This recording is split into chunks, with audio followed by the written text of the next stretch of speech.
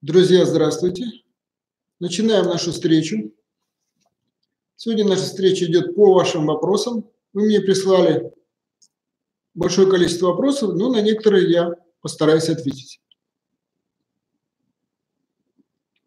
Кроме того, у нас работает чат, вы можете в чате задавать вопросы, я буду туда тоже заглядывать. Итак, по вопросам. Много вопросов сегодня по изменам, по ревности, по изменам. Ну, давайте немножко в этом покопаемся. Вот вопрос. Что считается изменой? Можно ли простить измену и как это сделать? После измены мужа прошло 10 лет от воспоминания, а как будто было вчера. Обида всплывает периодически, я ему проговариваю, но отношения рушатся. Заранее спасибо. Это стандартная ситуация. Значит, у нас есть некое количество сверхважных ожиданий. И часто одно из популярных у женщин ожиданий о том, что мужчина должен быть верным, он не должен изменять. Я уже в прошлый раз пытался просуждать на эту тему, откуда взялось у женщин это убеждение, очень важное для них. Раньше, там лет 100-200 назад, по-моему, 300, с изменами, как бы, по-моему, у женщин было не... С ревностью у женщин было не очень-то они позволяли себе сильно ревновать, потому что возьмем там 500 лет назад, когда не было оружия, вот этого самого всяких пистолетов и прочего, мужчины воевали саблями, шашками, там бились насмерть, уезжали, погибали часто. И природа предусмотрела механизм, при котором один мужчина может служить, как бы сказать, для продолжения рода человеческого, он может обеспечить большое количество женщин, любое практически количество женщин. И женщины бессознательно, конечно, тянулись и тянутся к сильному мужчине. Но сильные мужчины, они всегда лезли вперед в драку и достаточно часто погибали. Вот. И как бы для того, чтобы оставались живыми второстепенные, понятно, они тоже, значит, погибали, может быть, даже в первую очередь, но все равно вот эти высокоранговые мужчины, так сказать, лидеры, победители, они тоже достаточно часто гибли и уносили с собой генофонд, так называемый. И природа позаботилась, чтобы вот мужчины оставляли после себя потомство, поэтому в природе мужчины изначально было заложено вот это самое полигамия, что ли, как это называется, ну, стремление опылить как можно большее количество женщин. К сожалению, эта программа поведенческая, она осталась до сих пор, потому что эта программа навязывает наш рептильный мозг, которому 2 миллиона лет, и который заботится о продолжении рода. Вот. И он диктует мужчине своеобразный стиль поведения. Женщины, ну, скажем, в восточных странах до сих пор не возражают на это. Там мужчина может иметь 3-4 жены, любовниц. Дома там где-то, если у него много денег, если он лидер реальный. А если он уедет, они еще вопросов не задают, насколько я знаю, что он там делает. Сейчас немножко все это цивилизовалось, конечно, сейчас немножко нормы другие. Но вот в европейской части женщины стали последние, ну, буквально 100 лет, в связи с повышением уровня производительности труда, они стали более независимы, более самостоятельны. Они теперь не зависят от мужчины, они не зависят от его доходов. И они стали требовать, чтобы мужчина был верен ей. То есть они стали противоречить заложенной природе программе поведения, такой генетической программе поведения мужчины. И это нормально для мужчины тогда, когда есть стадия влюбленности, высокой влюбленности. Когда мужчина, в этот момент мужчине никто больше не нужен, он видит только свою любимую, смотрит только на нее. Если она ведет себя достаточно правильно, то этот процесс может затянуться надолго, несколько лет, десятилетия. Я, например, вот 3 раза влюблялся в своих жен, и это длилось примерно 10 лет. И в эти годы мне никто больше не нужен был, только моя жена была интересна. Вот. Но потом как бы вот эта страсть, влюбленность, она спадает. И, конечно, с любимой женщиной, если она не выносит мозг очень сильно, то хорошо. и хочется продолжать отношения, но вот этой страсти уже нет. И тогда мужчина может смотреть куда-то на сторону направо-налево. Это его вот такая программа поведения. А дальше, значит, что делать женщине, которая боится измены, которая считает, что измена недопустима, что эта измена – это трагедия. Это уже срабатывает механизм так называемых идеализаций. У нас есть ожидание просто, скажем, ожидание обычное. Мы идем по улице, встретили знакомого, мы что делаем? Мы не в панически не думаем, что же делать, знакомый идет, что же делать? Мы вытаскиваем готовую программу поведения, говорим: привет, как дела там? За руку поздоровались или как-то еще. Это какой ритуал принят в ваших отношениях с этим человеком. Вот. И у нас огромное количество готовых программ поведения. Некоторые программы для нас спокойные, такие как бы обычные, а некоторые сверхважные. Вот ожидание верности, оно в силу каких-то причин становится у некоторых женщин сверхважным. Мы уже рассматривали в прошлый раз. Это страх остаться одной, наверное, как бы поддерживает эту идею, что может быть верной. Это значит, женщина с низкой самооценкой, она боится, что мужчина уйдет, и тогда она останется одна, и как бы она пострадает. Хотя объективно она не может пострадать в мире, но тем не менее для нее очень значима эта идея. Страх, сейчас венерические заболевания, даже страх, что там муж что-нибудь принесет. Страх, еще чего-то, просто сказать, там грязь, что-то еще говорят, самые разные версии бывают. Но в итоге при нарушении, когда женщина обнаруживает, что происходит вот это самое нарушение ее сверхважного ожидания, это идеализация отношений называется, она дает очень сильную реакцию. То есть ее рептильный мозг дает ей огромный импульс возбуждения, чтобы она защитила вот эту свою идею. Защитила силовым путем, чтобы она накостыляла мужу по шее, запугала его, чтобы он больше никого не смотрел. Но поскольку драться у нас не положено, то, значит, женщина побаивает все-таки мужчину, обычно мужчина физически здоровее, то она не дерется. Хотя некоторые буйные, конечно, дерутся, бьют. Но в основном женщины сдерживаются. И вот эта энергия возбуждена очень сильно. Она остается в теле в виде эмоционального комка. Комок – это энергия, заряженная на борьбу с мужчиной. И если его не убрать, то он будет всю жизнь сеять вас. И вот девушка, вот как раз автор письма пишет: после измены мужа прошло 10 лет, воспоминания, как будто это было вчера. Ну, там, если к этим воспоминаниям возвращаться и вновь их переживать, то понятно, что вы снова будете переходить в состояние желания надавать ему по шее, подтягивать свеженькую энергию и заряжаться. Эмоциональный блок в итоге вот таких воспоминаний, он подзаряжается. Поэтому он как свеженький. Выход из этой ситуации один – убрать вот это самое воспоминание. Оно несложно убирается. Вот. Нужно пробовать использовать. Можно эффективное прощение использовать. Нужно только долго работать, потому что некоторые поработают: ой, я 2 часа уже поработал, ничего не происходит.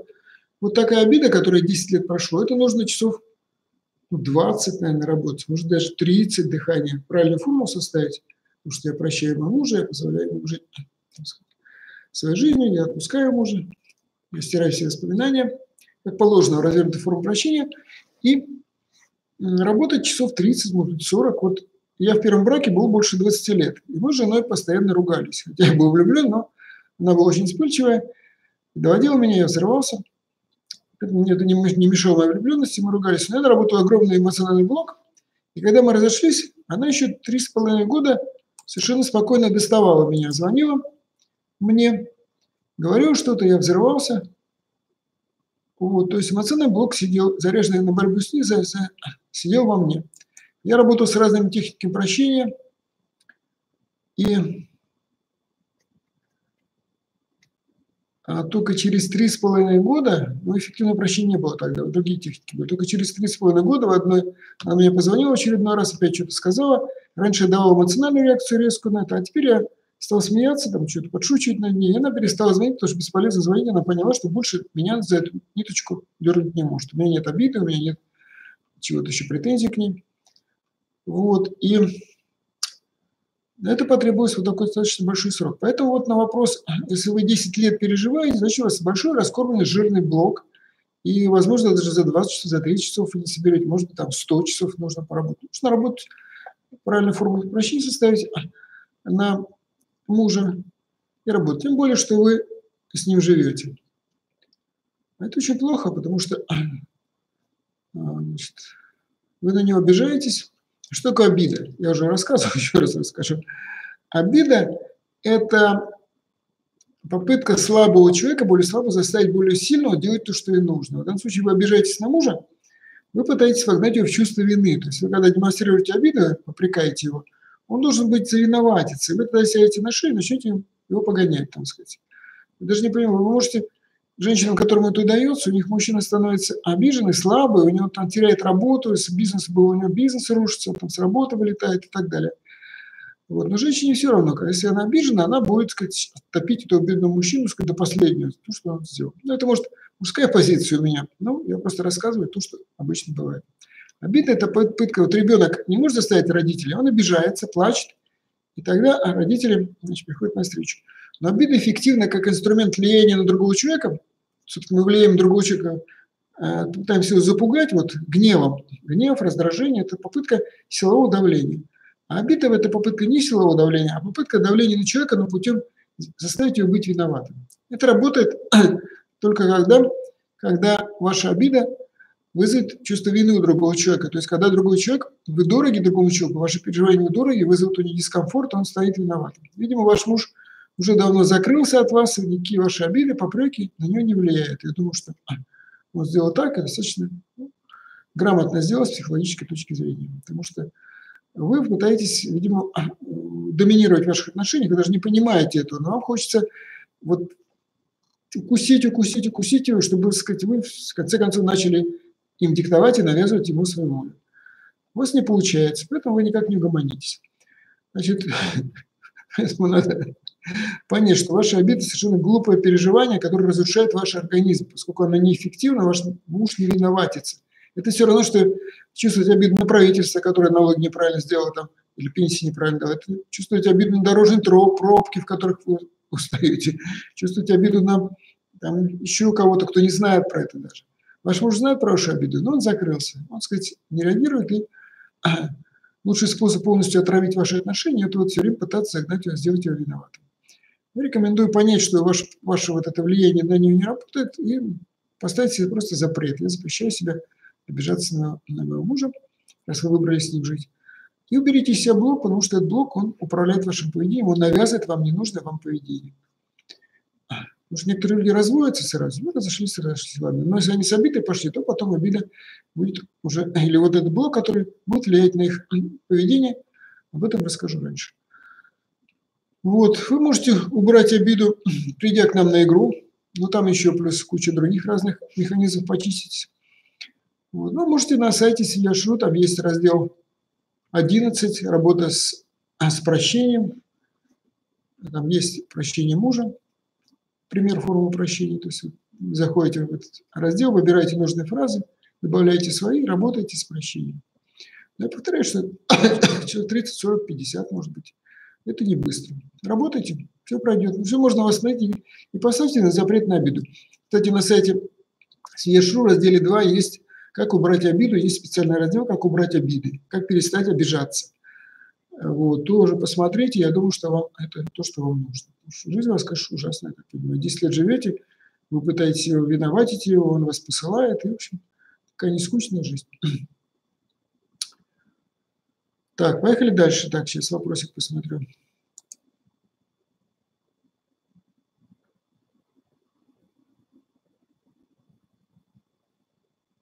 Ориентир преимущественно женщин. Вебинар? Нет, у нас есть, вот в игре есть 4 вида участников. То есть на входе тест проводим, 2 вида для мужчин, 2 вида для женщин. Ну, условно разделили мы женщины сильные, женщины слабые. Мужчины то же самое. А мужчины, я уж не помню, как это называется. Ну, в общем, мужчины доминанты и мужчины, которые обижены на женщин. Вот, вы проходите тест, попадаете в нужный форум, вам попадаются нужные примеры, нужные материалы.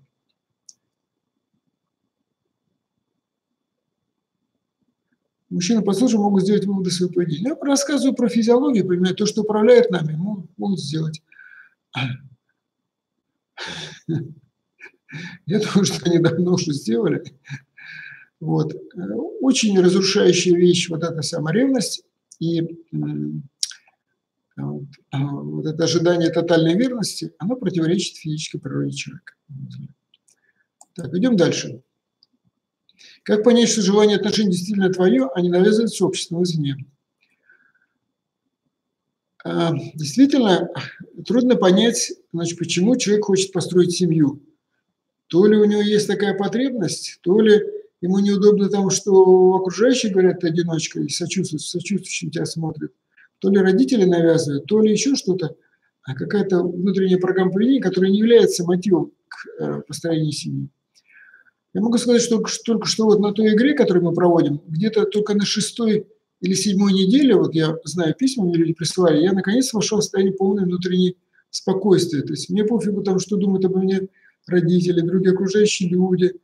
Мне сказать, у меня нет программ, значит, какие-то навязаны государством, там, заведи ребенка же, выйди замуж, заведи ребенка, получишь денег, так нужно и так далее. Куча программ, которые управляют поведением. Только вот на 6-й неделе работы над собой люди входят в состояние такого внутреннего спокойствия. Я сам решаю, как мне дальше жить. Я сам решаю, нужно ли мне выходить замуж или не нужно. Я еще подумаю, нужно ли мне это. Потому что не может быть так хорошо одной, но я все время бегала, суетилась, потому что неудобно, потому что меня сочувствующие смотрят, потому что я там себя одиночкой считаю, потому что я какая-то дефектная.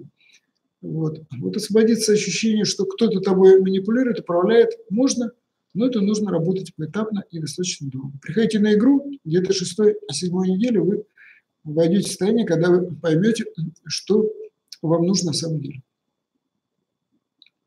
Идем дальше. Не могу выйти из токсичных, зависимых отношений, как привязанная, хотя понимаю, что не хочу быть в них, пора бежать. Хочу новые отношения, внутренне почему-то боюсь, начинается паника, вдруг я ошибусь, но вдруг меня предадут обман. Как выйти из этого порочного круга? Благодарю. Значит, тут стандартная проблема это так называемое привлечение своего несовершенства. Недостаточно любовь к себе, недостаточно уверенность в себе, недостаточно ощущение, что я сама формирую свою жизнь. Вот. И вот этот страх, что я окажусь одна, и вдруг мне ничего не получится, вдруг никому не нужна, а нет, лучше я буду цепляться за него, она, во-первых, разрушает ваши нынешние отношения, потому что мужчина чувствует, что вы цепились за него, и он вы для него опора, он для вас как опора, а вы для него как костыль. Или он как для вас костыль. Вы не вцепились, вот он стоит, и вы держите за него. Тут сказать, я без него ничего не могу.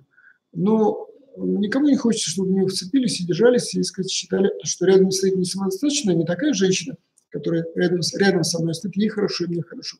А та, которая возложила на меня ответственность за свою жизнь. И, соответственно, когда мужчине это надо, он дойдет, и вы сразу упадете, провалитесь сразу в депрессию, потому что вы не самодостаточны. Нормальные отношения, когда двое рядом стоят, уверенные, независимые, самостоятельные, лучше, если, скажем, финансово более-менее независимые, то есть один другого не содержит. Ну, или, конечно, содержит, там, если вы с ребенком, с двумя, конечно, мужчина должен содержать. Но, в всяком случае, вы хорошо стоите на ногах. Тогда вы не боитесь того, что он, сказать, уйдет, того, что он потеряется. Вы все равно будете стоять на ногах. Сейчас у вас страх, он заставляет вас цепляться за этого мужчину, и ничего хорошего из этого не получается, к сожалению. Например, работать надо над повышением самооценки, над любовью к себе. У нас есть специальная пошаговая программа о переворот сознания, как, наконец, полюбить себя и достать за ней достойное место под солнцем. Пожалуйста, можете мне сходить. Это на сайт Семья.Шру зайдите и зайдите в раздел «Любовь, семья, отношения», раздел 5, 6, по-моему. Вот, там на рабочую страничку там есть сверху, сначала видео идет про любовь, отношения, а потом вверху есть кнопочка «Рабочая страница». Нажмете кнопочку, светлая такая, пойдете на рабочую страницу, там будут идти материалы, которые мы предлагаем для решения, для повышения самооценки. Нет, самооценка – это, по-моему, 6 или 7 пункт. Вот. Вам нужно не в любовь, а в самооценку зайти. И там будут материалы, различные аудионастрои для повышения самооценки, значит, пошаговая программа, и плюс можно там же на сайте поработать в зоне 3 над повышением самооценки. Инструментов много, нужно поработать. Это не быстро. Это несколько месяцев, 6 нужно будет поработать. Но зато вы встанете на ноги, вы начнете смотреть смело вверх, вы перестанете бояться, паника, страх от вас уйдет, потому что страх – это видение слабого человека.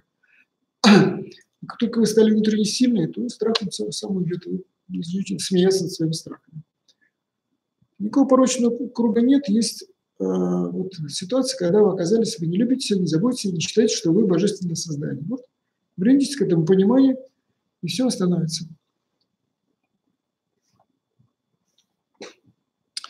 Я встречаюсь с мужчиной 6 месяцев. Сперва все было хорошо. Затем закончилось цветы, внимание с его стороны. Принимаю решение выйти из разрушающих отношений. Подскажите, пожалуйста, как поднять самооценку и не переживать. Много думаю о нем. Я думаю, что ситуация похожа на предыдущую. Нужно понять, почему закончились цветы, внимание с его стороны. Вы как-то себя повели так, что он понял, что ну вот кто-то, афоризм есть такой, там, ухаживает за своей женой, он считал таким же глупым занятием, как охотиться на жареную дичь. Ну, примерно, когда вы, наверное, повели мужчину совершенно спокойно, что вас больше не нужно завоевывать. Он перестал дарить цветы, перестал внимание, потому что по свистку вы там прибегали, прыгали в койку, наверное, сказать, там, и так далее. Поэтому он совершенно спокойно перестал. Вам это не понравилось. Вас это разрушает, потому что вам нужно больше внимания. Так надо было бы быть немножко побольше стервой, немножко непредсказуемо побыть, такой, чтобы он не ощутил, что все схвачено, и вообще, сказать, светиться больше незачем. Женщина, которая значит, ведет себя непредсказуемо, она удерживает мужчину, потому что он никогда не уверен за свои тылы. Вот. Исходите из этого, пожалуйста. Вот. Поднять самооценку как? Собственно, купить аудионастрой. Я люблю себя, я в восторге от себя. У нас в магазине Псимаркет. Послушайте его часов 150, 200, не 40, как там говорят, а 150. И, немножко, сказать, ваша самооценка восстановится, вы забудете этого мужчину, пойдете другого. Но уже не позволяйте ему считать вас своей полной недвижимостью.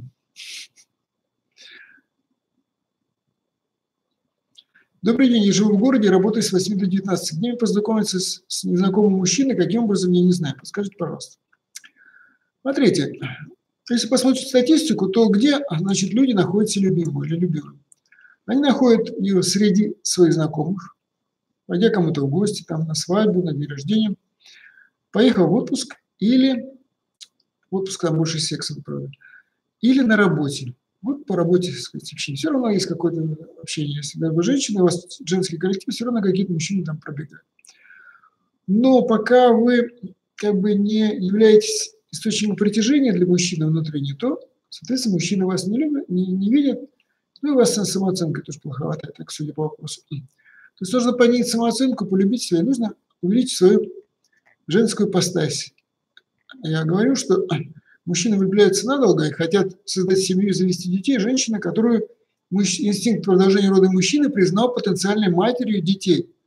А мать детей – это та, которая способна к деторождению.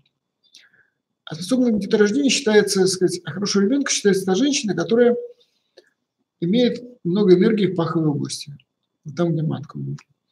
Вам нужно туда энергию, так сказать, нагнать. У нас на игре на 6-й неделе мы даем упражнение как раз на поднятие энергии паховой области.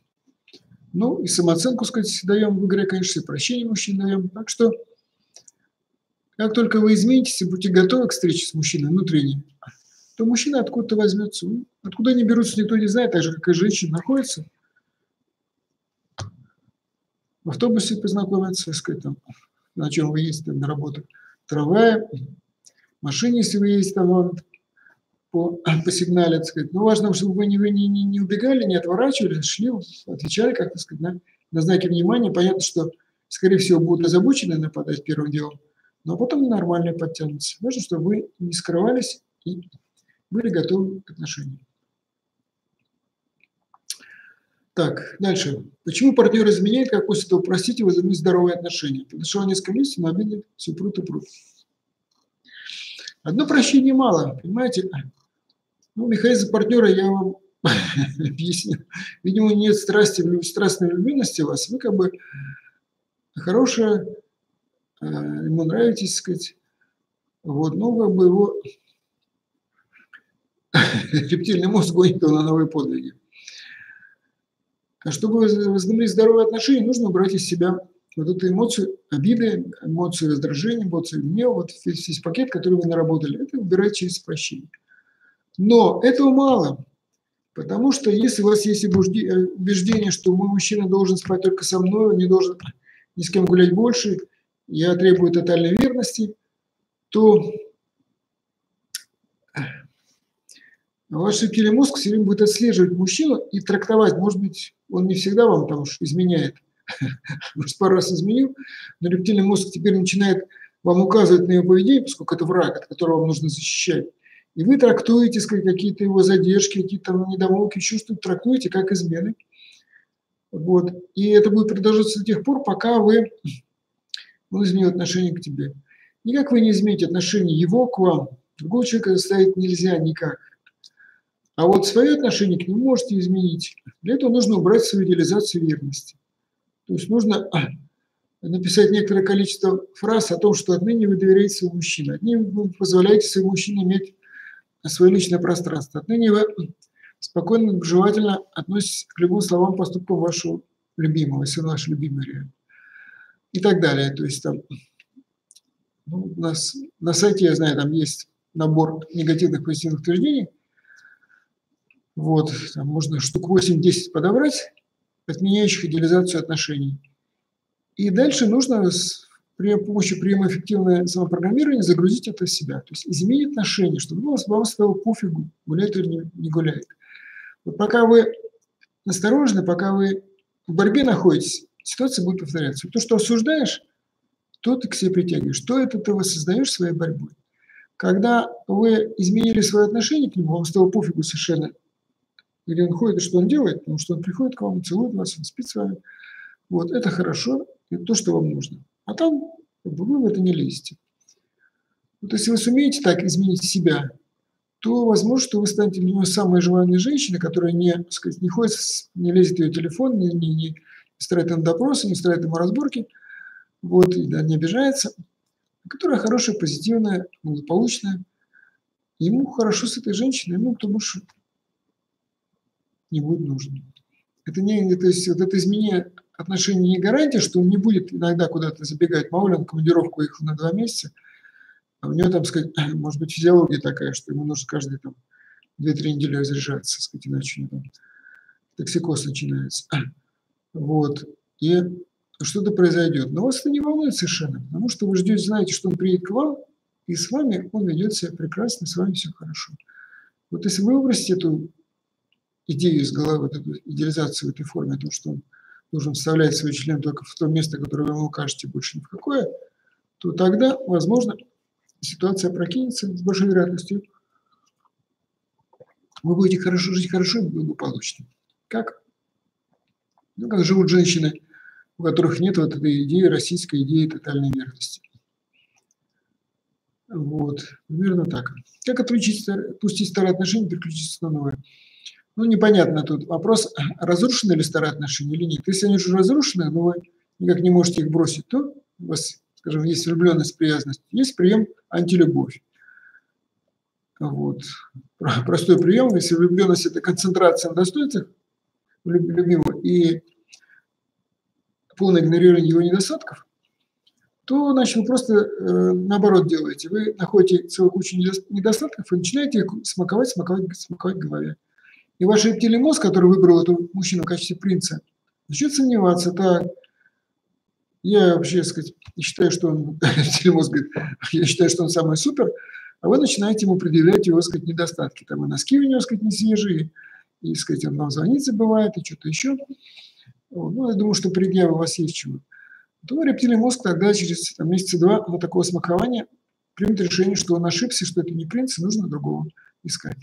Тогда ваше сердце закроется по отношению к этому мужчине и откроется для нового, если только вы, конечно, поработаете с прощением этого мужчины.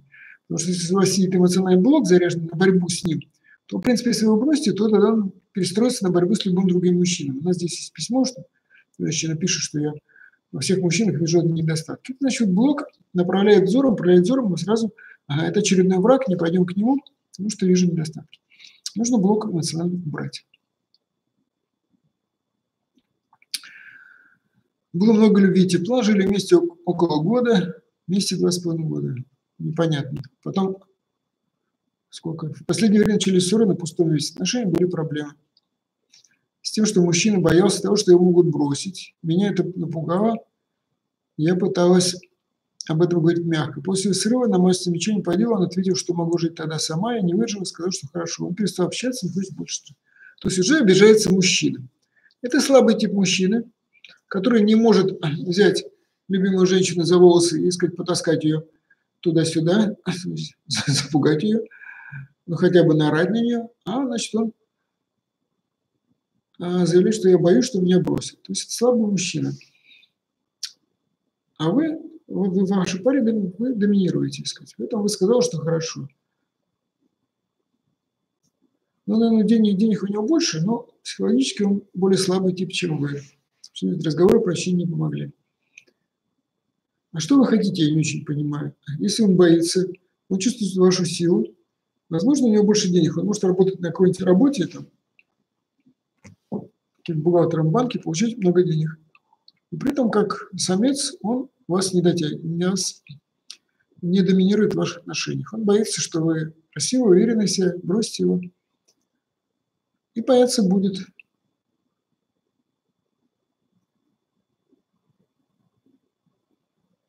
Не хочет больше отношений. Ну, видимо, у него в прошлом был какой-нибудь страх, который живет. Возможно, что его бросила какая-то женщина, подобрала сначала, потом посмотрела, не годится, и выбросила. Женщины, когда уходят от мужчин так достаточно резко и грубо, то они наносят им травмы, и мужчины зависают, что они, так сказать, вплоть до гомосексуализма доходят, что я боюсь, что меня опять бросят, опять меня используют, опять меня бросят.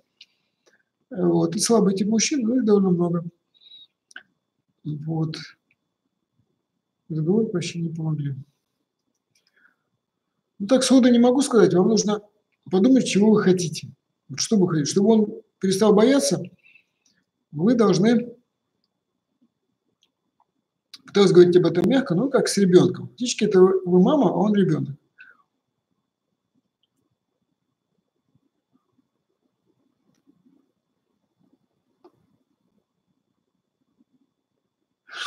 Я подумаю, так сходу не могу сказать.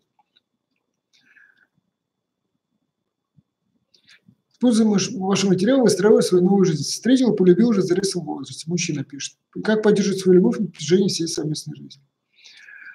Значит, у меня на сайте Свияшру есть раздел от «Любовь», там раздел 5, что ли, 6, наверное. И там есть видео на тему типовые ошибки мужчин и женщин. Какие ошибки приводят, которые ошибки совершают женщины для того, чтобы у мужчины пропала любовь к ней. Какие ошибки совершают мужчины для того, чтобы у женщины пропала любовь к ней. Какие ошибки совершают мужчины? Мужчина не должен рассказывать жене о своих неприятностях. У вас на работе что-то произошло, вот, и вы пришли и рассказали жене. Она, конечно, посочувствовала вас по головке, но ее рептильный мозг сказал: так, я выбрал этого мужчину как принца, а у нее неприятности. Какие могут быть принцы неприятности? Наверное, не принц, что-то я ошибся. Он начинает уже сомнений посмотреть на вас. То есть вы много будете рассказывать жене о своих неприятностях, любых, там, вас обманули, там, подвели, деньги украли, не додали, что-то еще. Вы будете в глазах падать, и с любовью будет кранты. Вторая. О неудачах нельзя рассказывать, да, вот неприятностях, неудачах. Ну, нельзя конфликтовать, нельзя бороться с любимой женщиной ради, значит, чего-то вам там не понравилось в ней. Она там не так картошку варит, она не так что-то делает. И вы начинаете высказывать ей претензии. Она автоматически переходит в конфликт, начинается скандалы. А ее рептильный мозг смотрит, там, говорит: ух ты, скандалист, а принц-то он вообще, он же такой отстраненный, он же принц, а это какой-то мелкая сошка, гавкается с женщиной, на принцессу нападает. Ошибка. Любовь заканчивается. Там еще что-то есть. Посмотрите это видео, пожалуйста, идите. Раздел «Любовь, семья, дети». Там есть видео, типовые ошибки, которые совершают мужчины, совершают женщины. И женщины тоже совершают несколько ошибок, которые приводят к концу любви. Ну и плюс насчет секса в зрелом возрасте, ну, наверное, у вас уже эта тема не очень актуальна, потому что, особенно когда молодежь встречается, вступает страсть. Условно говоря, страсть, она можно представить такой образ, что на стресс дается кубометр дров, чтобы она сгорела. Вы можете сжечь за год эту страсть, в этой страсти заниматься сексом круглые сутки. Через год вы сожгли кубометр, через год, да, и все, стресс отпал, вы смотрите: господи, что я с ним делаю, что я с ним делаю. И вы расходитесь, потому что не понимаете, почему рядом. А можно потихоньку подбрасывать дровишки в этот костер и растянуть на 10, 15, 20 лет. Примерно так.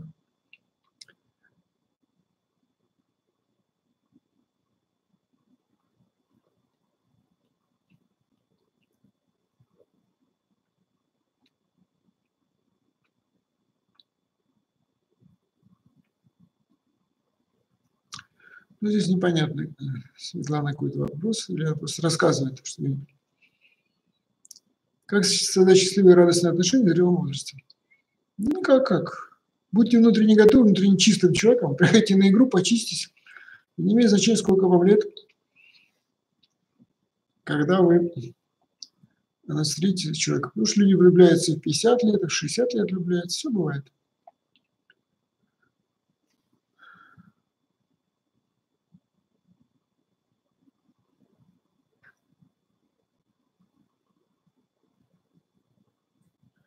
Замужем 12 лет, мне 38, двое детей. 2 года назад муж увлекся другой женщиной, которая замужем, детей не было. Молчал, отстранялся. В итоге пришлось рассказать мне, так как об этом узнал муж этой женщины, а с ее мужем мы знакомы. Поговорили непросто, я с мужем поговорил, и решили сохранить наши отношения.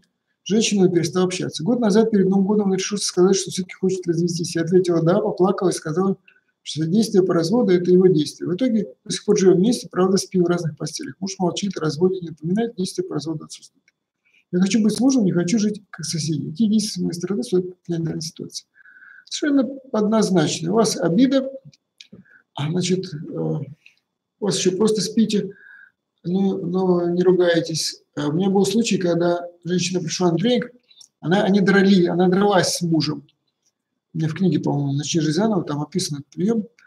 То есть на вебинаре, идет вебинар, и женщина присылает письмо, вот я поработал с прощением мужа, мы подрались, разбили телевизор, разбили посуду, перебили все в доме. Вот. И он вырвал мне клок волос, а я успокоил его сковородкой по голове. Люди живут вот такой странной жизнью. Я считаю, не верю, что неужели так еще бывает. Вот. Но я понимаю, что ей она надышалась, а когда дышишь активно, то вот этот заряд, энергетический заряд против мужа, он еще получил дополнительную порцию энергии, я набросилась с ним драться. И вот такая схватка. Я написал, что я запрещаю вам дышать эффективно, работать с прощением, переписывайте. Вот, просто берите, пишите формулу прощения, составьте и переписывайте ее. Вот. Ну, еще сказал, что когда женщина дерется с мужчиной, то это не женщина дерется, то дерется ее внутренний мужчина. Он выясняет с вашим мужем, значит, ваш внутренний мужчина выясняет с мужем, у кого член больше. Ну, мужчины, как говорят, кто круче. Вот. И дал прием, возьмите мысленно ножницы, отрежьте себе член, а то не с чем будет мериться с вашим мужем. Вот. Станьте женщиной. И где-то недели через 2 получаю письмо, через 3, она пишет, Сергей Григорьевич, переписывалась, писала 96 страниц тетради формулы прощения. Действительно, у нас отношения, ну, в общем, я чувствую себя женщиной, у меня когда там что-то делать не так, у меня вспыхивает, стоп, я же женщина, больше у меня там нет члена, нечем бороться, нечем мериться, и спускала. В общем, вот теперь у нас отношения восстановились, и даже был случай, что вот в эти выходные мы сели пить чай, ну, там кофе сели пить, и муж разливает чашку кофе на мою любимую белоснежную скатерть. Он побледнел, чувствует, сейчас драка будет. А я вроде начала скипать, ну стоп, я же уже женщина, все, я же не могу драться. Вздохнула, собрала скатерть, пошла, замочила в ванной, сам про себя думаю, как хорошо раньше было, я бы сейчас морду расквасил. А теперь нельзя, теперь вот другая жизнь. Стелила скатерть, значит, мы продолжили пить, муж в себя пришел вроде, потом, когда закончилось, он сказал, давай схожу в магазин. Тут уже у меня, говорит, такой приступ какой-то сердечный, потому что он уже года 3 не ходил в магазин, потому что все, что мы приносили, кричал, все не то, вот, не той цены, не той марки, зачем ты это покупаешь, он перестал ходить. В итоге все покупаю я. Вот, он пошел, принес какие-то продукты, принес цветочек тоже. И говорит, мы уже второй день спим вместе, потому что до этого мы 3 года не спали вместе. Вот такая накопили такой заряд агрессии друг против друга, что никакого притяжения нет, потому что я враг, он враг. Мы накопили огромный блок, наш блок все время слежит поведение этого врага. Я вижу в нем только недостатки. Он видит в нем только недостатки. Вот такая ситуация вот у вас сейчас. Муж пытался уйти, но оказался, вы не дали ему повод уйти. Если вы ответили грамотно, ответили да, если вы устроили истерику, там, выкинули его вещи, там, он бы спокойненько ушел, все, спасибо, дорогая, ты мне помогла сделать шаг. Ну, вы поступили как женщина, которая не хочет отпускать мужа, поэтому она говорит, да, иди, дорогой, погуляй, я все равно тебя жду. У меня даже здоровья не хватило уйти и там пожить некоторое количество времени. Да, в чате посмотрю. Вот. Поэтому вот ситуация легко восстанавливается, если вы убираете заряд, вот обиду свою, заряд на него. И тоже говорите, что я позволяю своему мужчине жить ту жизнь, которую он хочет. И не должна того, что вы жена, у вас там паспорт, даже дети. Это не то, что вы надели на нее какое-то ермо и сказать, вы его теперь ведете по жизни как за собой. Все люди стали сейчас более свободны. И поэтому, кроме внутренних обязательств, ничего не держит. Вот, она остался с вами, то есть он чувствует, что нехорошо поступит, если с вами расстанется. Поэтому он, в принципе, порядочный человек, семьянин, у него сильные нормы вот эти. Ну, любовь, понимаете, такая зараза. Я тут ходил на концерт Маленина, песни слушал, пел романс, и там в романсе были слова: Бог наказал людей любовью. Бог наказал людей любовью. Я подумал, елки-палки. Ну, там смысл был, что люди перестали верить в Бога, и Бог наказал людей любовью за это. Подумал, вот, да, у меня были влюбленности, не одна. Что я могу сказать, что это было хорошо или плохо? Это было наказание или это радость? И как бы даже не понял, потому что вначале всегда была влюбленность, это такое эйфорическое состояние, страсть там. Но у меня все по 10 лет длится такое. Вот. И, конечно, это хорошее состояние, хотя там с первой женой мы ругались, с второй нет, вторая идеальная была. Вот. С Рити тоже москит есть не очень общей точки зрения, скажем так. Вот. И это было хорошо, но потом, сказать, когда чувства кончились, то начались вот самые сильнейшие переживания. И непонятно, что был лучше, то ли кайф, который мы тогда когда получали, либо вот перевесил вот тот негатив, который я получил, когда мы, так сказать, уже любовь спала, и вдруг оказывается, что мы разные люди. Поэтому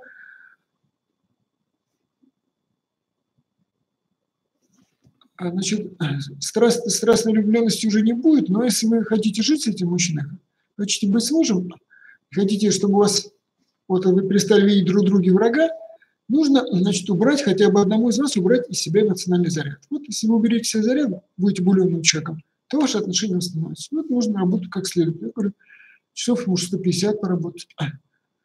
И тогда все восстановится. Так.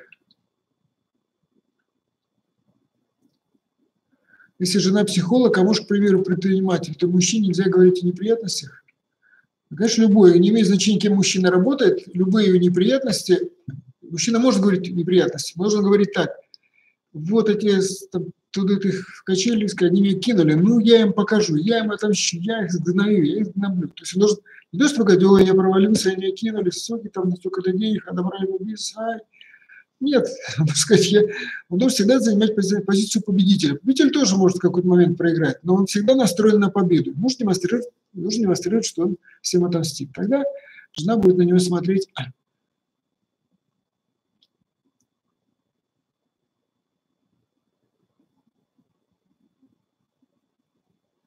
Тогда жена будет всегда смотреть на него с восторгом.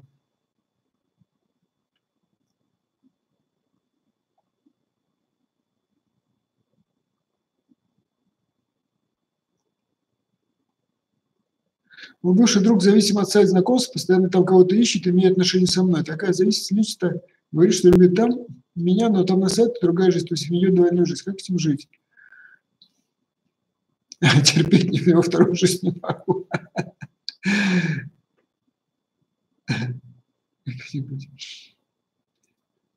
Ну, Ольга, мы за вас не можем принять решение, это ваша жизнь. Единственное, можем сказать, что, значит, вы выбрали мужчину, видимо, смотрите, когда мы влюбляемся в своих врагов. Механизм простой, я уже рассказывал про него еще разочек, что у нас есть набор внутренних убеждений, каких людей мы осуждаем, какие нам не нравятся. В данном случае вам не нравится мужчина, который ведет двойную жизнь, мужчина, который смотрит на сайты. Женщины ревнуют к сайтам, хотя сайты – это, так сказать, это просто компьютер. Вот. И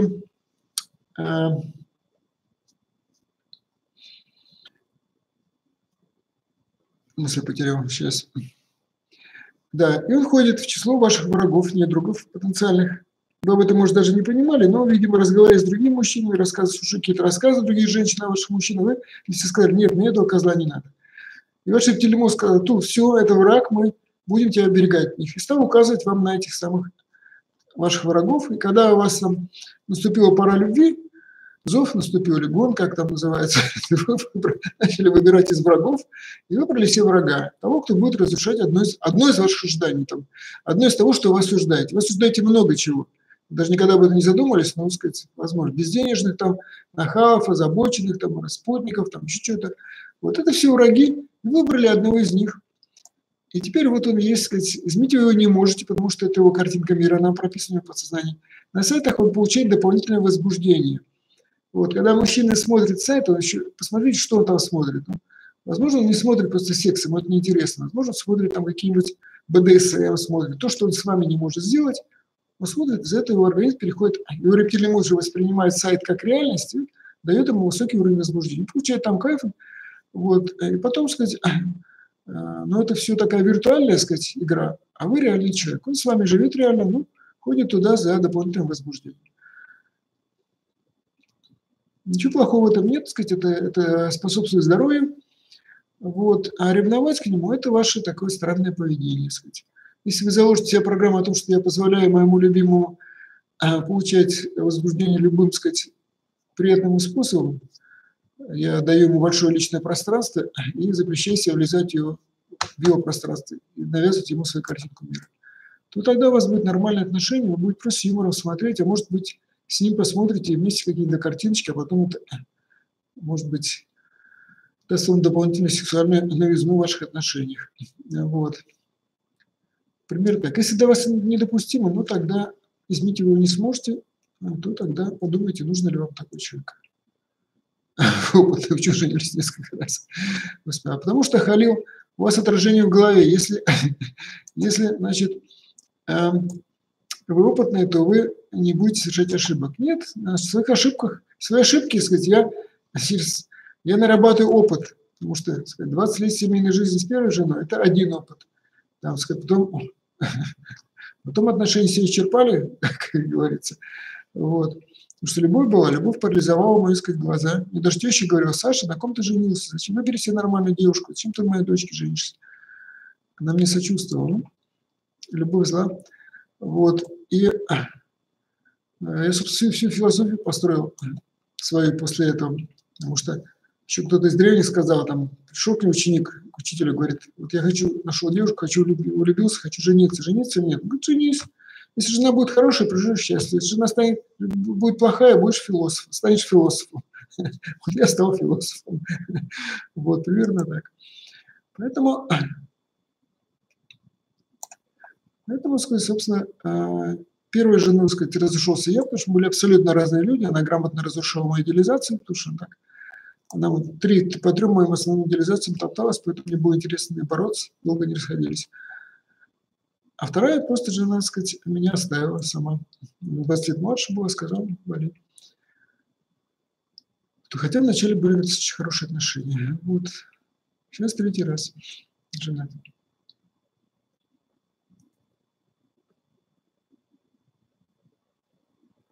Почему есть нежность, забота, все хорошо, секса нет? Не знаю, может быть, он к вам относится не как к желанной женщине, а как к ребенку или как к матери. Возможно, у вас нет сексуальности, вас хочется погладить, и не хочется вас, значит, амортизировать.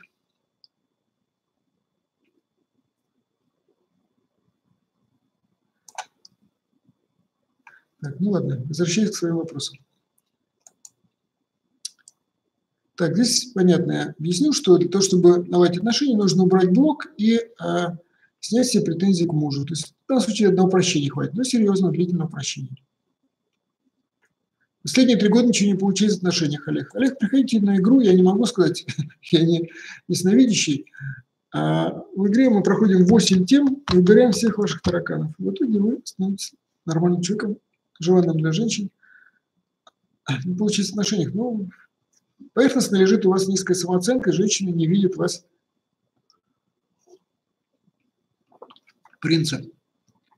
Нужно будет добавить себе самцовости.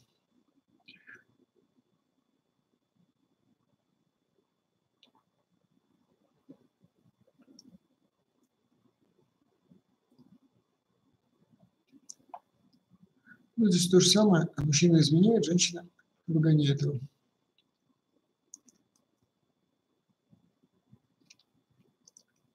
Познакомились с мужчиной, во многом очень совпало, с ним комфортно. Но он болезненно ревнив, без повода. С этим можно бороться. Но знаете, ревность, она ведь это страх потерять любимого человека, в данном случае, вот страх, что он куда-то уйдет, останется кому-то еще. Это поведение слабого человека. Что бы вы ни делали, он будет трактовать все равно, значит, любое ваше, так сказать, слово будет трактовать как потенциальную измену. Это поведение слабого человека.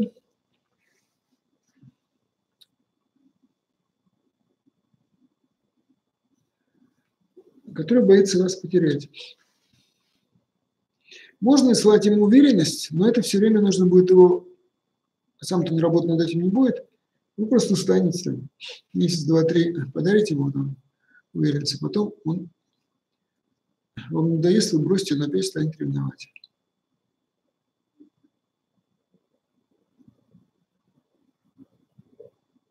Бороться с этим нельзя. Вообще ни с чем бороться. Через борьбу вы всегда все усиливаете. Значит, что вам не нравится? Он ревнует, у вас, наверное, идеализация разумности есть. То есть вы считаете, что с человеком можно договориться, он совершенно без повода ведет себя как сумасшедший. Поработать над своей разумностью. Возможно, когда вы берете свою разумность, то вам придет в голову какой-то шаг, который будет совершенно безумным, но он будет адекватен этому вашему мужчине. И он поймет вас. Какой шаг я не могу придумать.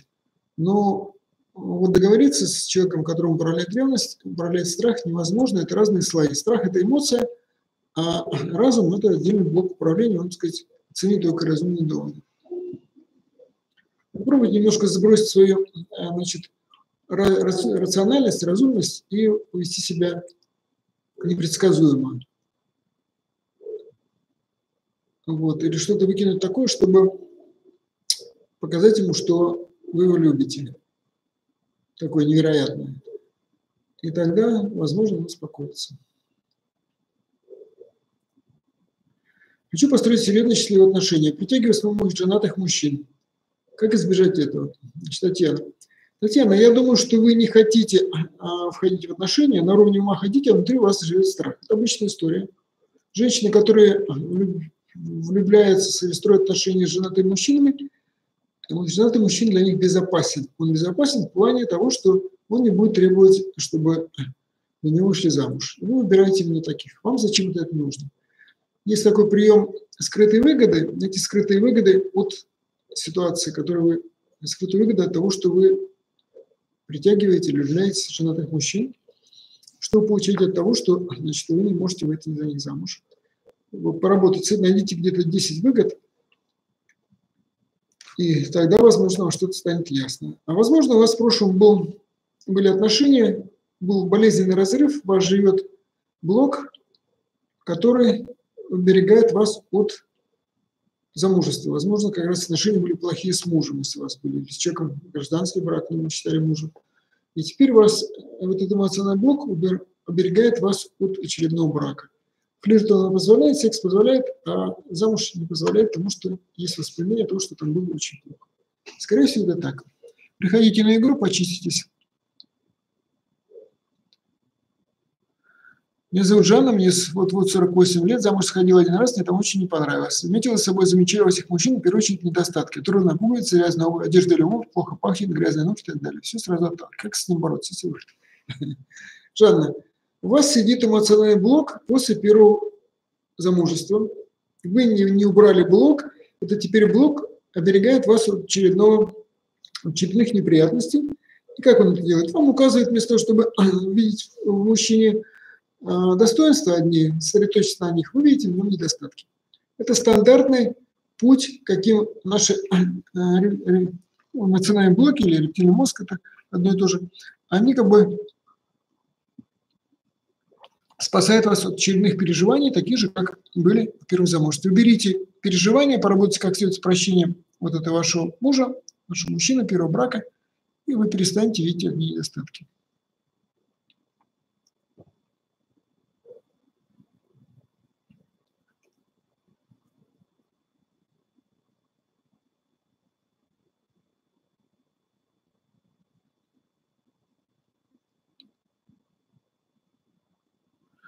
Здесь про алкоголь ситуация, но это сложно. Как правильно сформулировать цель, чтобы привлечь желаемого человека?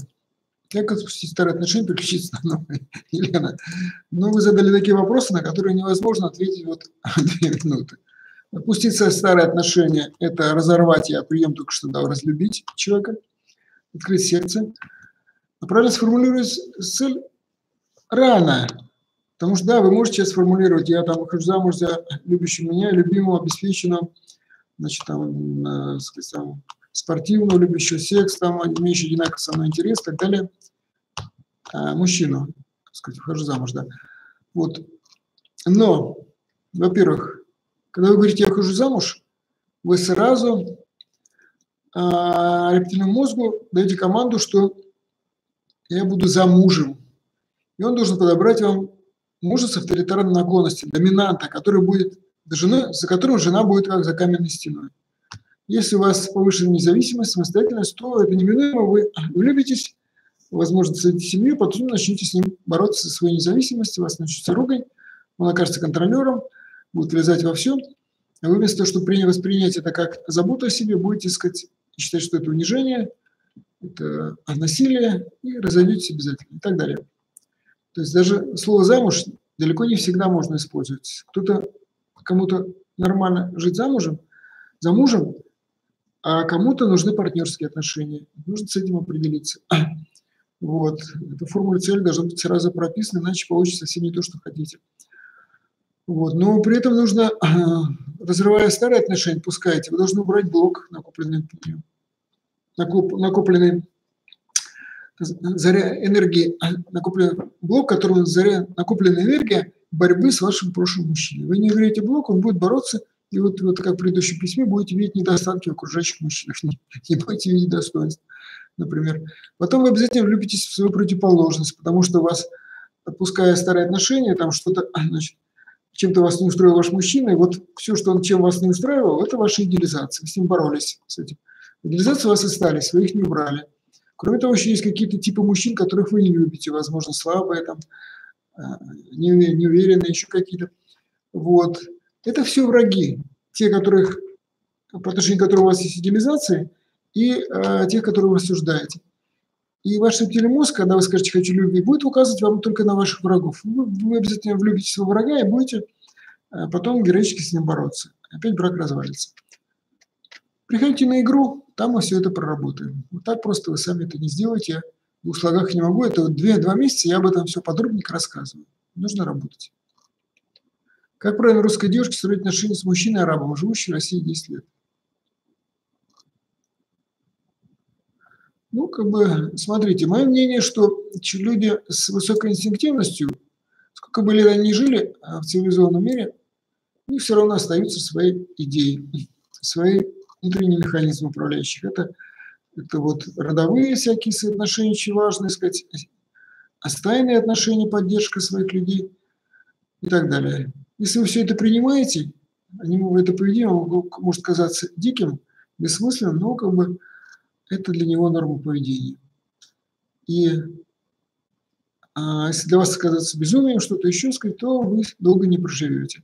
Если же вы примете его со всеми его тараканами, с вашей точки зрения, и позволите ему, вести себя так, как он считает правильным, и будете поддерживать, не ждать от него, что он будет вести себя как европеец, или даже как русский, живущий всю жизнь на нашей территории. Потому что всегда у него будут какие-то свои прибамбасы, которые будут для вас казаться непонятными. Если вы их примете, сможете жить с ним. Не примете, начнете бороться, начнете его переделывать, это ничего хорошего не закончится.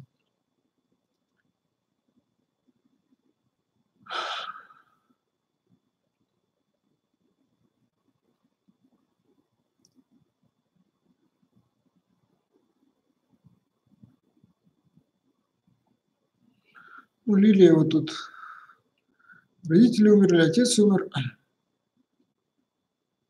С одинокой нет семьи, может детей с поломанной жизнью, расшатанной психикой. Как привлечь хорошего мужчину для жизни, когда на твоем лице отражены будто переживания, боли, тяжести? Лилия, если у вас на лице отражены годы страданиями, кто же к вам притянется, кто же вас полюбит? Поработайте над собой, станьте женщиной, которая, любит себя, одобряет себя, заботится о себе, о себе, о своем здоровье, сказать.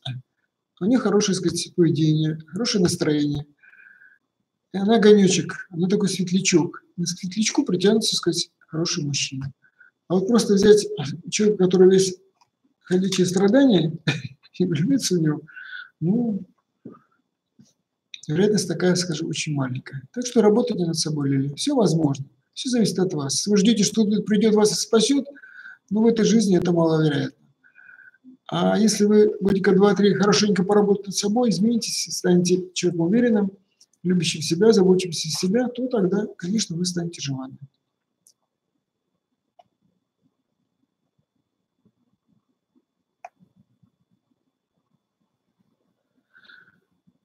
С мужем живет 7 лет в браке, он вдовец. Как принять детей мужа эгоисты и архиамбициозны, живем отдельно. Они пользуются мужем, не уважают его, а мне обидно за мужа, часто из-за них часто ссоримся.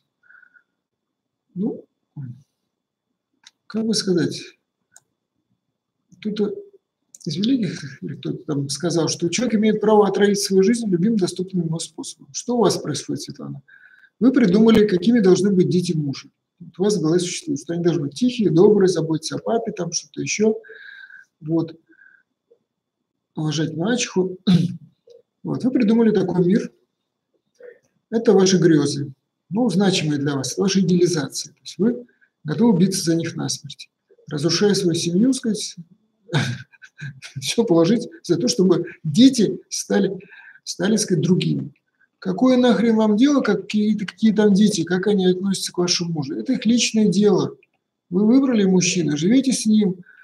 А вот насчет того, какие должны быть дети у него, соответственно, заставьте, пожалуйста, сначала поработать с прощением этих детей, попросить у них прощения, что вы лезете в чужую жизнь, начинаете кого-то там поучать, переделывать, становитесь врагами. И они разведут вас с большой вероятностью. Потому что, когда возникнет вопрос, жена или дети, папа выберет детей, не сомневайтесь. Значит, нужно изменить ваши отношения к детям. Во-первых, поработать с их прощением, а во-вторых, загрузить все программы, что я спокойно, доброжелательно отношусь к любому поведению детей моего любимого мужчины. Я спокойно, доброжелательно отношусь к любым поступкам и словам окружения, так сказать, детей моего любимого мужчины. Впредь я, так сказать, спокойно, так сказать, отстраненно отношусь вот к детям моего мужчины. Например, 3-5 фраз. Сходу мне не приходит в голову. Например, 3-5-10 фраз на эту тему. И потом вот в прием эффективное самопрограммирование, пожалуйста, на сайт Свияж.ру заходите, там зона 3, загрузите в себя их часа 3-4. Вам станет совершенно все равно, какие они амбициозные, умные, глупые, там, активные, неактивные, сказать, там еще фразы, я позволяю моим детям, значит, взаимодействовать с моим мужем любым доступным способом. Не лезьте вы в чужие отношения, в родственные отношения. Муж вас терпит, их терпит. Если ему не понравится, он их прекратит. Вы-то что лезете? Будете лезть, разрушите ваши отношения. Все.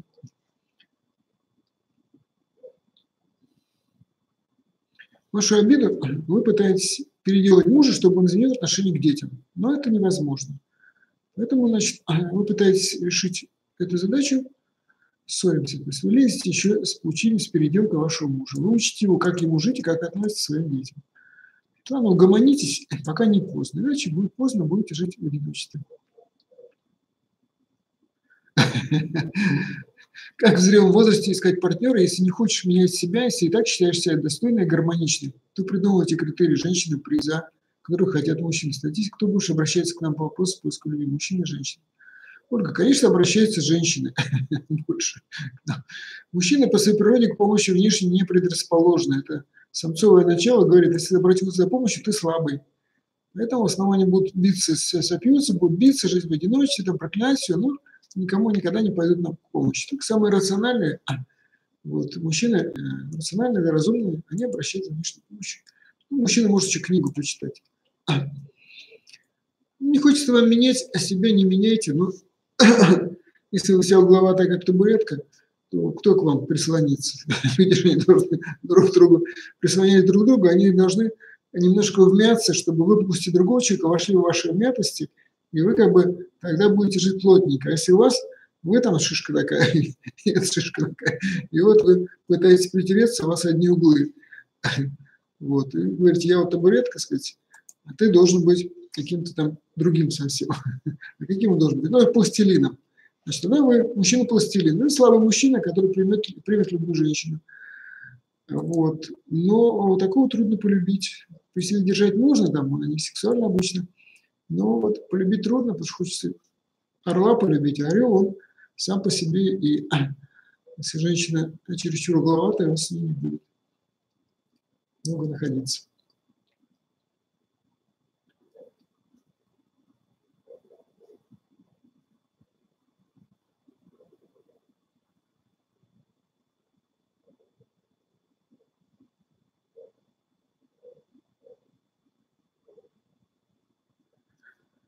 Так, я была на игре «Найти свою любовь». Подруга познакомила меня с другом ее мужа в мае 2019. Он добрый, порядочный, честный. Звонит, общаемся, встречаемся редко, и только после моего намека на встречу. Он начинает планировать встречу. Вот в начале отношений сказал, что женится, если рожу ребенка. В начале отношений. Прошло время, теперь звучит другая фраза. Ты на меня не рассчитывай, я уже не могу с кем-нибудь жить под одной крышей. Я ответил шутку, буду искать другого. Но бывают бракофобы, такие мужчины, которые панически боятся совместной жизни, терять свободу, независимость, что-то еще. Не смогу с кем-то под одной крышей. Я думаю, что вам грамотно сказал, и вы зря как бы пытаетесь его переделать. Используйте его как спорт-тренажер для секс-тренажер для поддержания физической формы, а сами ищите того, кто будет вас любить, будет вас ценить и будет за вас держаться. Я редко смотрю в глаза мужчины. Считаю, что мой мужчина сам обратится ко мне. Что вы думаете по этому поводу? Я думаю, что ваш мужчина может обратиться к вам сам, но не в этой жизни, а в следующей, например. Поэтому, если вы будете все время смотреть вниз, смотрите, ну, смотреть глазами не очень понятно, во всех смотреть не очень, но если мужчина понравился, то нужно послать ему какие-то знаки. Есть такая книжка ССС «Сверхслабые сексуальные сигналы». Женщина как написала. Там она примерно 50 сексуальных сигналов, которые женщина посылает мужчине, знает о том, что вы, так сказать, что он ей понравился. Вот, я не знаю, это флирт называется. Думаю, что это вас украсит. Пока будете считать, что мужчина сам обратится ко мне, можете очень долго это ждать. Это все возможно. Я не знаю, насколько вы позитивны. Если в вашем накопителе переживаний там 50% и меньше, то мужчина вас сам снимет на улице, да, если только заявили, что ищете любовь. А если у вас там вы напереживались уже до 75-80%, то вы осуждаете уже тех мужчин, которые к вам не обращаются, то это может затянуться навсегда. Если поиски любви приносят только разочарование и дискомфорт, может быть, стоит оставить эту мечту и успокоиться. Ведь очень хотелось бы. 62 года. Но парень, но без любви. Попробовать можно, потому что ведь мы же знаем, что браки бывают и в 60 лет, и в 70 лет бывает. Вот. Я бы на нашем месте рискнул, попробовал. Почистился, прибавил сексуальности, убрал бы недругов, простил бы всех прошлых мужчин, то есть накопитель переживания оставил, смотришь, что-нибудь подтянется. Приходите на игру.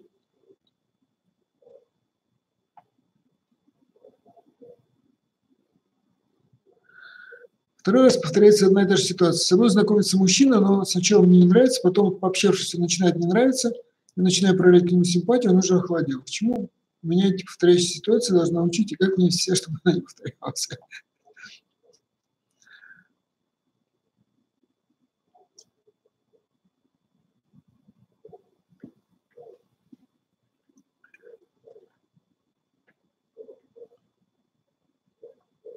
То есть у вас такой строгий фильтр. У вас есть повышенные требования к мужчинам, вы сразу через фильтр их пропускаете. Когда фильтр не проходит, фильтр из требований, то тогда, значит, вы говорите, он мне не нравится. Потом вы с ним как-то познакомились поближе, оказалось, что у него есть скрытые качества, которые вы сразу не распознали. Вы вроде сердце открывается. А он уже, видя, что у вас вы слишком требовательны, он, значит, сказать, у него ответного сигнала нет. Поэтому это нормально, что они ушли, видимо, скажите, считайте, что жизнь их вас отвела. Но, возможно, вам нужно посмотреть над вашими требованиями к мужчинам. И если у вас очень такой суровый отбор идет, то снизить немножко критерии, убрать, потому что многие мужчины не распознаются сразу, а вы хотите, чтобы сразу вам понравился. Сразу нравятся легкие, но поверхностные мужчины часто. А более глубокие мужчины сразу не нравятся. Исходите из этого, снимите немножко требований ваших, и тогда более внимательно относитесь ко всем мужчинам, которые к вам обращаются. Примерно так. По мнению астрологов, негативные указания натальной карты, в том числе касающиеся любви и брака, можно устранить, улучшить смены места жительства, переезда. Можно скорректировать такие указания исключительно применить психологических методик, не меняя место жительства. Елена. Да, Елена, я считаю, что натальная карта – это полная хрень. Вот. Они прописывают, ну как и карма, значит, индуистская, она прописывает какие-то особенности человека на момент рождения, а потом, значит, уже он когда живет, это все уже являются наработанные тараканы, которые сидят у вас в голове, которые отпугивают вас, мужчин. Вот. Возможно, такие качества, что мужчины вас боятся, там, сказать, что вы резкая, импульсивная, истеричная, еще какая-нибудь, и каждый хочет от вас держаться подальше. Либо у вас вся энергия в голове, у вас, значит, вот натальные карты, в себя не верите, пониженная самооценка, поэтому мужчины тоже любят женщин уверенных в себе, а вы, так сказать, бегаете, ищете, кто вас спасет, кто вас вылечит. Поработать с повышением самооценки, и тогда все будет нормально, и на этом месте вы найдете самого лучшего для вас мужчины.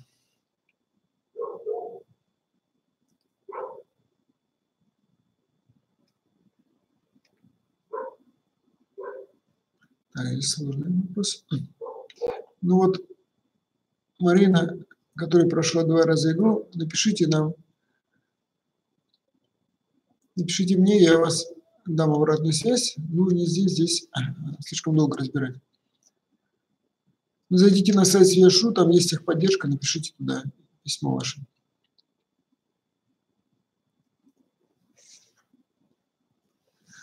Знакомый с сайта знакомств на первое свидание приглашает к нему на дачу с шиками и баней. Ну, понятно, что на секс приглашает. Неприемлемый для меня вариант. Нужно ли делать попытки продолжить знакомство? Знаете, попробуйте. Мало ли, может быть, ему никто никогда не отказывал, поэтому он считает, что все женщины, они вот, так сказать, сразу на шашлык и нападают. А если кто-то ему откажет, возможно, заинтересуется. Все бывает. Попробуйте. Ну, особых надежд не ставьте, потому что, видимо, вы привыкли к доступным женщинам, и к нормальной женщине относятся, ну, непонятно как. Может, он их боится, а может, заинтересуется.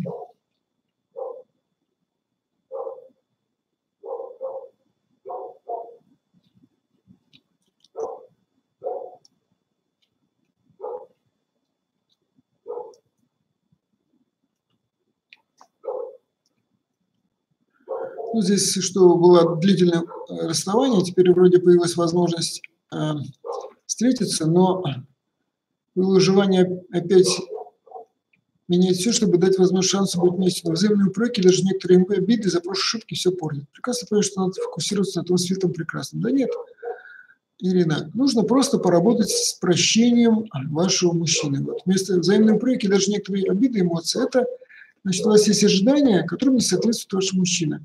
И вместо того, чтобы убрать из себя нахрен эти ожидания и видеть только хорошее в вашем мужчине, вы, значит, начали бороться за них, определяя упреки, сказать, ты не такой, ты не то делаешь, ты не такой.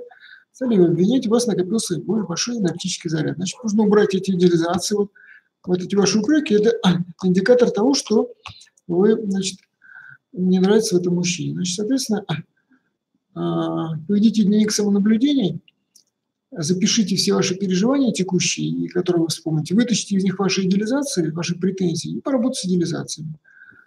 Это сайт Свияш.ру, раздел 13, по-моему, как работать с идеализацией. Вот, зайдите туда, поработайте, уберите идеализации прямо там, и все восстановится. Все легко восстановится, потому что любовь у вас есть, но между вами стоят блоки накопленные недовольства. Нужно блоки убрать. Так, давайте сейчас 15. Да, ну еще 2-3 вопроса. И я вам считаю, что я устал.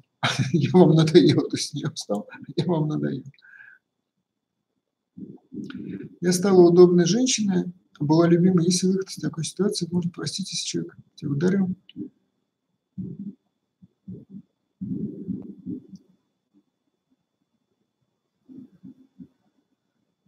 Так, тут уже идет вопрос. Ну, любимая, я говорю, что есть некий срок, когда женщина, есть страстная влюбленность, потом она немножко отпускает. Ну, я рекомендую женщине немножко быть, значит, малопредсказуемой, скажем так. Совершать какие-то поступки, которые малопредсказуемы. Ну, удерживать мужчину, внимание, он не расслабляется, вы неудобно. Можно ли простить, человек ударил вас и еще не попросил прощения, наверное, да? Ударил и не принял вину на себя. Можно ли вообще после этого продолжать отношения, если будущее? Будущее всегда есть, если поработать хотя бы одной стороне. Ну, я понимаю, что вы достаточно сильно довели его, если он вас ударил. Я понимаю, что просто, так сказать, он был руку на вас не поднял, тем более, что сегодня можно просто написать заявление в милицию, и будет очень, очень нехорошо. Пробуйте с прощением. Посмотрите. Нельзя делать дыхание в силу своего здоровья, как мне помочь себе. Ну, то же самое форма прощения, но только не пишите ее, не дышите ее, а переписывайте. И вот же рассказываю ситуацию, что люди дрались, потом 96 страниц написала, переписала, и отношения восстановились полностью.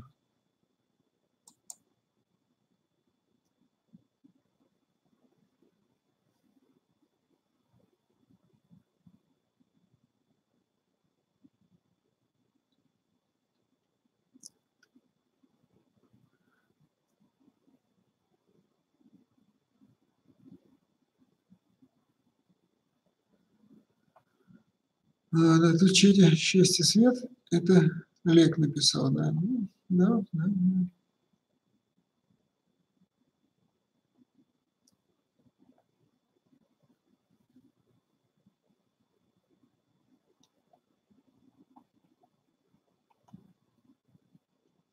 Так, хорошо. Еще по вопросам.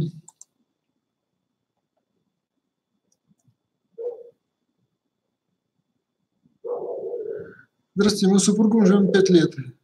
Многое прошли, в итоге мы не молоды, мне 48 и 55, но есть ласка, нежность, привязанность, спим обнявшись. Секса нет, постели нет. Почему? Ну, кто должен проявить инициативу? Вы ждете, что на вас будут нападать? Почему вам не поинтересоваться, там, не напасть на вашего мужчину? Сейчас куча всяких интересных таблеток. Мужчина вполне может глотнуть таблеточку, и сказать, у него сразу появится потенция. 55 лет – это совсем не возраст для того, чтобы прекращать секс. 48 лет – это вообще самая женская юность. Нет возбуждения взаимного, да? Или у него нет возбуждения. Попробуйте его возбудить, попробуйте поговорить, попробуйте проявить инициативу. Ждете, что он должен напасть, он может стесняется, может опасается чего-то. Может быть, я бы рекомендовал, может быть, вам какой-нибудь купить препарат возбуждающий и ему потихоньку его подбросить, и потом, чтобы он съел, а потом через часик активироваться, попробовать к нему приставать, у него может эрекция возникнуть, да, что вам больше ничего не нужно, дальше вы должны этим воспользоваться. Мужчины в моем окружении восхищаются мной, хотят быть со мной, но не жениться. Честно признаюсь, что рядом со мной должен быть мужчина на голову выше меня в развитии. Мне не нужно быть такой разносторонне развитый или просто еще не пришел в мою жизнь такой мужчина. Я знаю, что это проблема многих девчонок, которые начинают личностный рост. Ну да. Есть такая ситуация, что ведь мужчина жаждет, чтобы влюбленность была такая, чтобы жена на него смотрела с восторгом.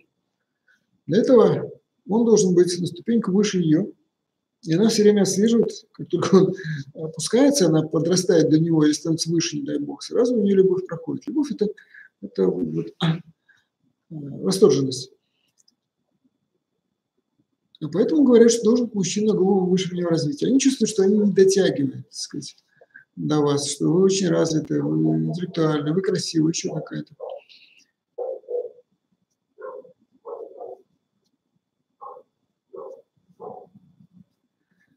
Ну, мне не нужно быть такой разносторонне развитым. Знаете, вы уже не можете стать не разносторонне развиты, вы уже забрались на некую лестницу. Если представить пирамиду, внизу совершенно примитивные, там люди с 2 классами образования, потом с 10 классами образования, потом с техникум, потом с институтом, потом с чем-то еще, с 2 институтами, потом, ну так, даже собрать образовательный уровень, наверху академики, вот, или какие-то, так сказать, там, неординарные личности. Вот, и понятно, что чем выше забрались вы, тем как женщина, вам хочется, сказать, смотреть на мужчину, который выше вас, то есть вот он должен быть выше вас. Такие мужчины есть, конечно, вы, может, просто не встретили, но другое дело, что тут еще такой момент, что когда вы много занимаетесь личностным ростом, интеллектуальным трудом, чем-то еще, то у вас энергия вся уходит в голову. И вас могут хотеть, как женщину, с вами заниматься сексом, но это будет инстинкт выживания, который каждому мужчине декларирует свое превосходство над окружающими. У него должна быть красивая машина, красивая квартира, красивая жена. Он показывает окружающим: смотрите, я супер, а вы, там сказать, недоделанные. Вот для мужчины с такими амбициями нужна жена. То это нет влюбленности, он может даже жениться на красивой женщине, ведь богатые мужчины, олигархи, они женятся на всяких красавицах, суперзвездах, там, мисс мира, прочее, знаете. Но нельзя сказать, что эти мисс мира очень интеллектуально развиты, очень развиты, просто очень развиты. Они достаточно простые женщины, что показывает интервью с ними, вот, не 7 пядей во лбу, но на своего обеспеченного мужчину они смотрят с восторгом, ну, это достаточно. А вот мужчины, которые повзрослее, им нужен уже женщина-друг. Вот, потому что по молодости достаточно одного секса, сексуальной увлеченности, а повзрослее уже мужчина, который за 40 лет, он часто выбирает не просто сексуальную партнершу, а он выбирает друга, с которым можно обмениваться мнениями, обмениваться точки зрения, обсуждать что-то и так далее. То есть друг, если он еще красивый и с ним можно переспать, то это еще супер выбор. Вот. То есть мужчина такой может появиться, это к этому. А к тому, что от вас может не пахнуть женщина. Если вы слишком много головой думаете, вы медитируете, вы обдумываете, это все голова. Вся энергия у вас в голове, а пахлой энергии нет, вы не пахнете женщиной. Поэтому мужчины достойны, они нападают на то, чтобы жениться, они выбирают женщин, от которых пахнет женщина, которые потенциально будут хорошими матерями их детей. Это вот выбирает же не голова, выбирает инстинктом. Вот, инстинкт выбирает, у кого влюбиться. Мужчина влюбляется в женственную женщину. Я думаю, что к вашему личностному росту еще нужно добавить сексуальных энергий. Посмотреть. Вот когда вы дойдете до такого состояния, что вы идете по улице, а всякие вот восточные люди, шашлычники там, вот эти чебуречники, они будут там вылезать из своих будок, вы скажете: ей, девушка, зови, да, вот возьми чебурек, тебе дарю, ты такая хорошая. Вот это значит, от вас пахнет женщиной. Когда ты ходите такая умная, все такая развитая, вас пугаются все, ну, значит, женское начало у вас куда-то делось. Там скорее партнерские отношения, с кем-то договориться, что вы будете лучше жить вместе. Но влюбленность вот таким женщинам редко бывает. Бывает, но редко. Так. В моей жизни не складываются отношения с мужчинами. Если брак, то быстро спался, и познакомиться с интересным мужчиной для меня мужчина не получается. Может ли влиять эта ситуация, тот факт, что мой первый муж умер и до сих пор тяготит меня. Заранее благодарю за совет. Светлана, конечно, может. Влияет, только не очень понятно. Тяготит меня. Каким образом тяготит меня? То есть вы чувствуете себя виноваты, что у вас умер муж, возможно. Конечно, чувство вины, сказать, оно вас энергетику сшибает. Вот. Возможно, вы там каким-то образом являлись причиной его, так сказать, смерти. Это тоже, так сказать, что вас виноватый делает. В итоге вы смотрите вниз, а не вверх. Ну вот, поработать с любовью к себе, к самооценке, к уверенности, что все в мире прекрасно, и вы один из самых прекрасных элементов этого мира, и тогда, значит, вы станете более интересны с мужчинами, они будут вами интересоваться. Ну, плюс понятно, что убрать все воспоминания о вашем мужчине, убрать все недовольства мужчинам, все претензии, все идеализацию убрать, осуждение убрать мужчин. и добавить себе энергии. Потому что если вы не занимаетесь сексом, нет мужчин, то, ну, если вы сами там все с собой тихие беседы ведете, то еще ничего, энергетика у вас нормальная. Но в целом энергетику нужно поддерживать, чтобы мужчины не реагировали. Хочу найти любимого мужчину. Знакомлюсь на сайтах знакомых, очень редко попадается мужчина достойный внимания. Как приключить достойного мужчину, чем его заинтересовать? Заинтересуйте деньгами, у вас много денег. Какой-нибудь притянется, который не любит деньги зарабатывать. Вот. Нет такого механизма, как привлечь достойного мужчину, чем его заинтересовать. Нет такого. Заинтересовать можно вами. То есть вашей внутренней сущностью. Мужчина что интересует? Вы в комплексе интересуете ваша внешность, ваш интеллект, ваши интересы, ваша чувственность, ваша сексуальность. Все должно быть тип-топ. И тогда вы станете желанным, и достойные мужчины на вас набегут. Приходите на игру, я думаю, что вы много измените в себе.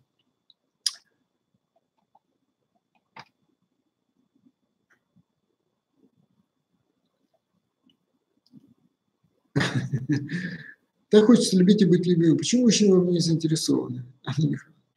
Ну, потому что, Анна Михайловна, видимо, они не видят в вас женщину, ту, которая могла бы составить радость им. Значит, нужно что-то менять в себе, с тем, чтобы вы стали привлекательны для мужчин, и они начали на вас нападать.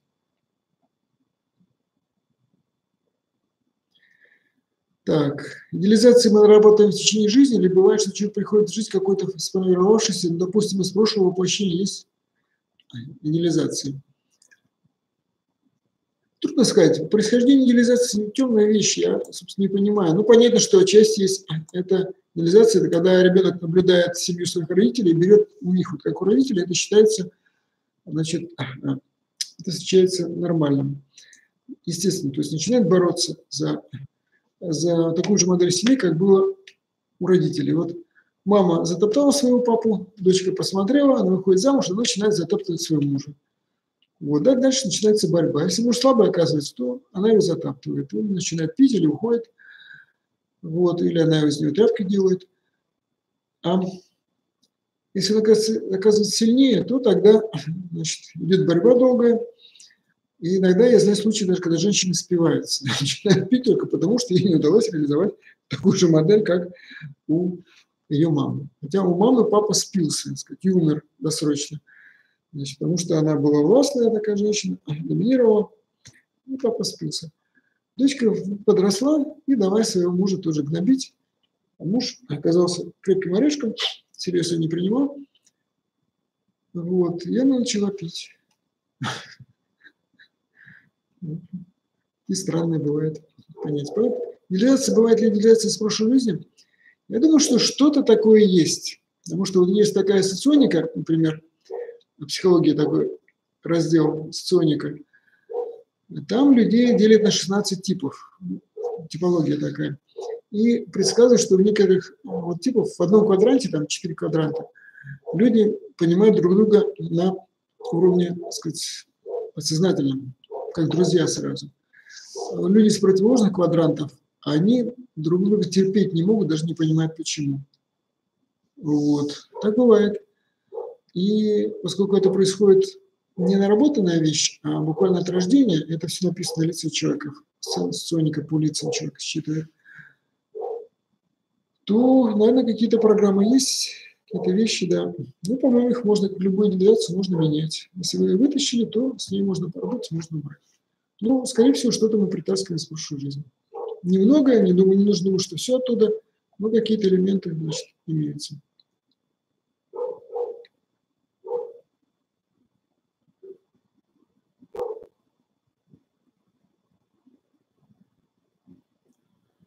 Когда люди любят друг друга, они боятся ранить или огорчить партнера, как-то бережно относятся. Не всегда.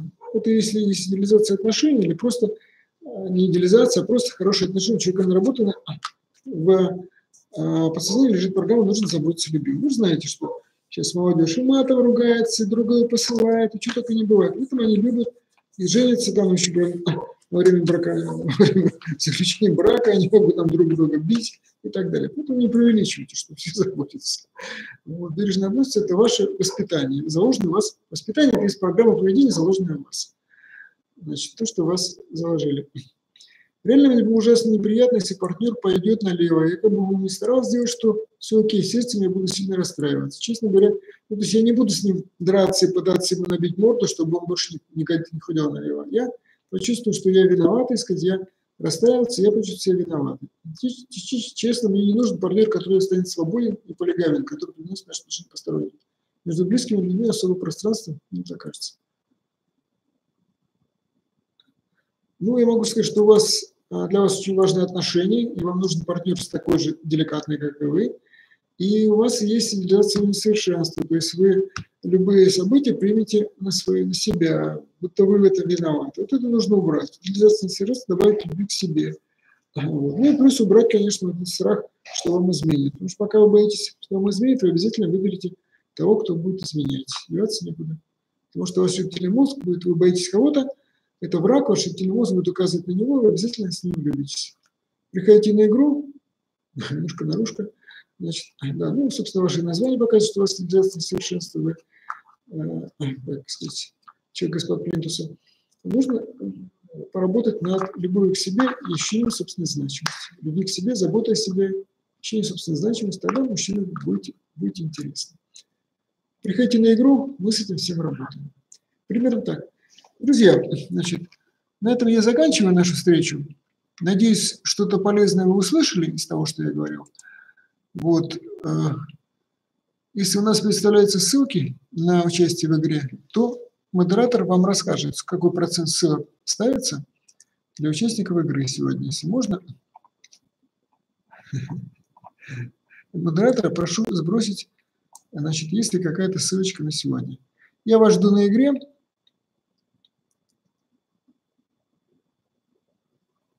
Исключение нормальных мужчин, потому что, Ольга, потому что у вас слишком много тех, кого вы не хотели бы видеть вокруг себя, кем вы недовольны, кого осуждаете, и поэтому вы видите только их. А вот тех нормальных, они там, вторым, третьим слоем, но вы их не видите. Я, по-моему, приводил пример уже, женщина написала письмо, вот я кончила тренинг, я хорошая, я женственная, все, вот ко мне пристают слабые мужчины, что делать? Как от них избавиться? Я говорю, вы, наверное, их осуждаете. Ну, не хочется, неприятно. Говорю, поработайте с прощением, позвольте им существовать. Она поработала, через неделю пишет, все, слабые исчезли. Да, слабые мужчины исчезли, теперь ко мне стали приставать озабоченные. Каждый знакомится, и в этот же день хочется тащить меня в постель. Я женщина порядочная, я не хочу. Что делать? Я пишу, ну, раз вы разогнали слабых, то что хочу, проблема с озабоченными. Ух, как же не догадалась. Вот. Она работала с озабоченной, там через пару недель еще пишет, вот он встретился тот, кого я искала, кого я ждала, о ком я мечтала. Вот. Значит, раз вы встречаетесь не те, значит, вам нужно поработать и убрать от себя тех, кем вы недовольны. Это у нас делается на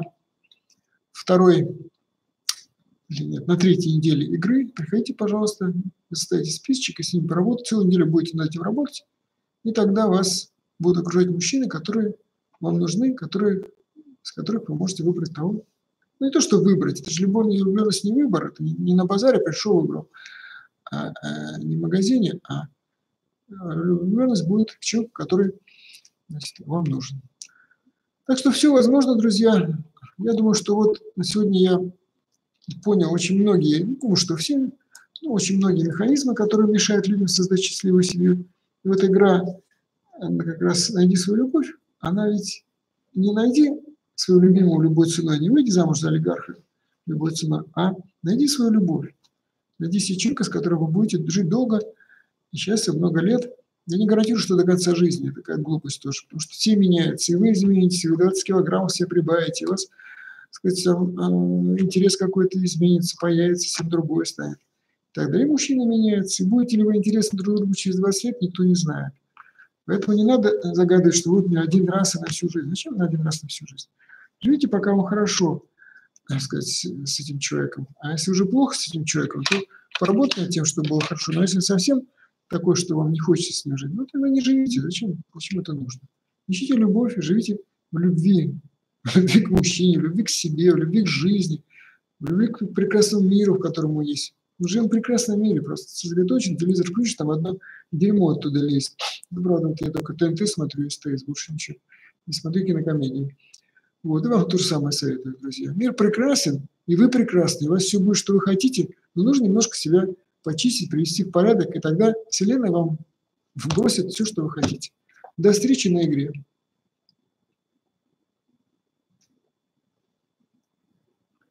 Сами собой эмоциональные блоки не проходят. Они у нас хранятся, и мы это много раз проходили. Человек начинает чистить свежие блоки, вспоминает что-то, что было 15 лет назад, начинает это убирать, вспоминает там 30 лет назад, потом чистит, потом вспоминает в детском саду, его там в песочнице сидел, играл, какой-то мальчик или девочка подошли, отобрали игрушку, горько плакал и так далее. Мы все таскаем в себе, ничего само собой не стирается, нужно работать. Все, друзья, до встречи.